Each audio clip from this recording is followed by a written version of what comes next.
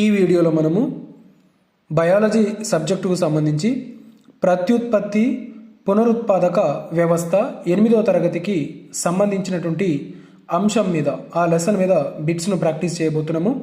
ఇంకా మా ఛానల్ను సబ్స్క్రైబ్ చేసుకోకపోతే తప్పకుండా చేసుకోగలరు. అండాలను ఉత్పత్తి చేసే స్త్రీ ప్రత్యుత్పత్తి వ్యవస్థలోని భాగమేది? అండాశయం.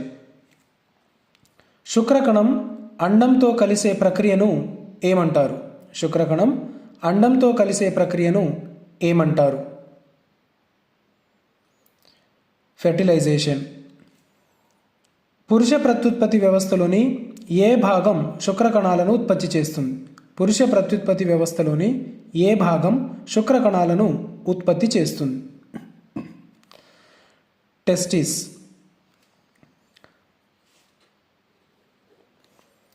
నాలుగో ప్రశ్న, శుక్రకణం అండం యొక్క పొరలను ఎలా ఛేదిస్తుంది? క్రింది వానిలో సరైన దాన్ని ఎన్నుకొనండి.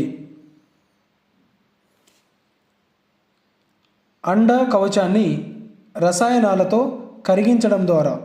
ఓకే, అండ కవచాన్ని రసాయనాలతో కరిగించడం ద్వారా.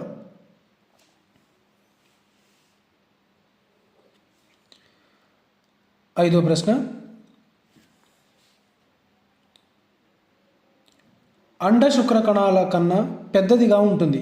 అండ శుక్రకణాల కన్నా పెద్దదిగా ఉంటుంది ఎందుకు? సరైన దాన్ని ఎంచుకొనండి. బి.